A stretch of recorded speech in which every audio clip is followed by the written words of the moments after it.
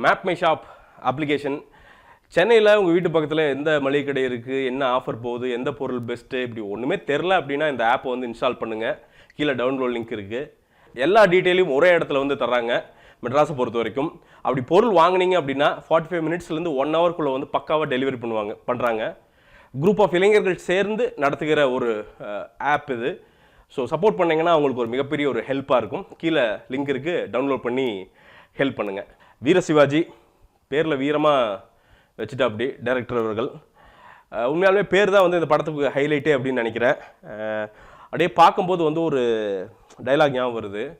சிவாஜியில் சொல்லுவாங்க, சிவாஜி நீ அமெரிக்காக்கே போயிருப்பா அப்படின்ட்டு. அதை வந்து டைரக்டர்கிட்ட சொல்லாமா அப்படின்ட்டு இருக்கு. சார் நீங்கள் ஏதாவது பண்ணுங்க அப்படின்னு சொல்லாமட்டு இருக்கு. ஏன்னா அந்தளவுக்கு வந்து ரொம்ப டீட்டெயில்டாக ரொம்ப ஒரு ஜேம்ஸ் கேமரனோட இமேஜினேஷன் வந்து நம்ம டைரக்டர்கிட்ட வந்து பார்க்கலாம்.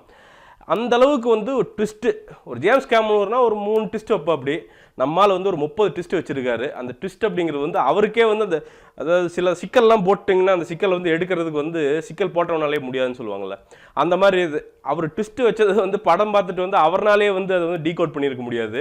அந்தளவுக்கு ஒரு காம்ப்ளெக்ஸான ஒரு படம்னு வச்சுக்கோங்களேன். அப்படியே ஒரு திடீர்னு பார்த்தீங்கன்னா ஒயிட்டு பிளாக்கு அப்படின்ட்டு வரும். அதுக்கப்புறம் திடீர்னு ஒரு மெமரி லாஸ் அப்படின்ட்டு வரும். அப்புறம் அதுக்கடையில் ஒரு லவ் வரும். அப்புறம் திடீர்னு ஒரு ஃபைட்டு வரும். சம்மந்தமே இல்லாத ஒரு ஐட்டம் சாங் உள்ளே வந்துட்டு போகும். இப்படி எதெல்லாம் வந்து பண்ணக்கூடாதோ அதெல்லாம் வந்து கரெக்டாக பண்ணியிருக்காரு டைரக்டர்.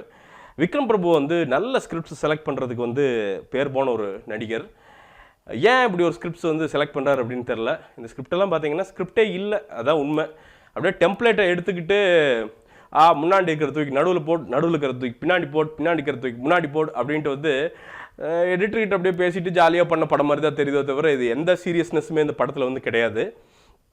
படத்தில் வந்து சரி அப்படி காமெடி வந்து ஆறுதலாக இருக்கும் அப்படின்ட்டு வந்து நம்ம ரோபோ சங்கரையும் யோகி பாபையும் பார்த்தா அறத பழசான அந்த ரமேஷ் சுரேஷ் அதை எடுத்துக்கிட்டு அவங்க போடுற மொக்கை அப்படிங்கிறது வந்து கொடூர மொக்கையாக இருக்குது. அது காமெடி வந்து இதுக்கு வந்து படத்தையே பார்த்தலாம், எப்பா இந்த காமெடி விட்டுருங்கப்பா அப்படின்ட்டு இருக்கு. இன்னொரு பக்கம் பார்த்தீங்கன்னா வில்லன் அப்படின்ட்டு ஜான் விஜய் வந்து வில்லனாக பண்ணியிருக்காரு.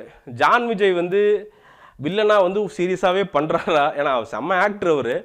பட்டு இல்லை வந்து சும்மா வந்து டேரக்டருக்கு ஏற்ற மாதிரி தான் இருக்கார் நான் நினைக்கிறேன். இந்த இதில் பார்த்தீங்கன்னா அப்படியே ஜாலியாக சரி ஓகே நமக்கு வர்றதை பண்ணுவோம் அப்படின்ட்டு வந்து ஜாலியாக பண்ணியிருக்காரு. எந்த ஒரு இம்பேக்டுமே கிடையாது.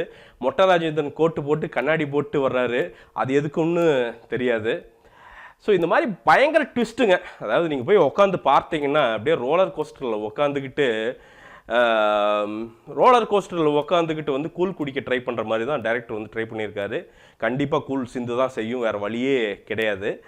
அது மாதிரி வந்து ஏகப்பட்டதில் சிந்தி விட்டுருக்காரு டைரக்டர். அதை சேர்த்து ஒரு படமாக வந்து அப்படியே எடுத்து நமக்கு கொடுத்துட்டாரு.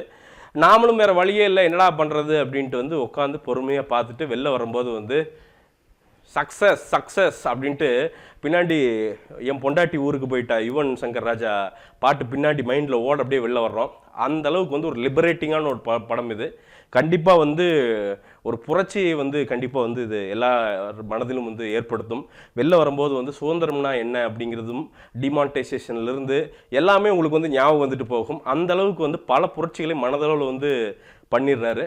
கண்டிப்பாக வந்து நம்ம இயக்குனர் வந்து இன்னும் பல இந்த மாதிரி சிறப்பான படைப்புகளை வந்து படைக்கணும் அப்படிங்கிறது என்னுடைய தாழ்மையான வேண்டுகோளுங்க. இந்த படத்திற்கு வந்து என்னுடைய மார்க் அப்படிங்கிறது வந்து 5க்கு கண்டிப்பாக ஒரு 2.5 தரலாம்.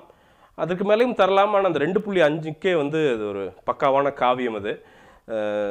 ஸோ அதனால தான். அண்டு இந்த படத்துக்கு என்னுடைய சினிபி ரேட்டிங் அப்படிங்கிறது வந்து இங்கே இருக்குது. நீங்களும் போய் வந்து ரேட் பண்ணுங்கள். அதே மாதிரி சினிபியில் வந்து வெப் ஆப் வந்து லான்ச் பண்ணியிருக்காங்க சினிபி.inல.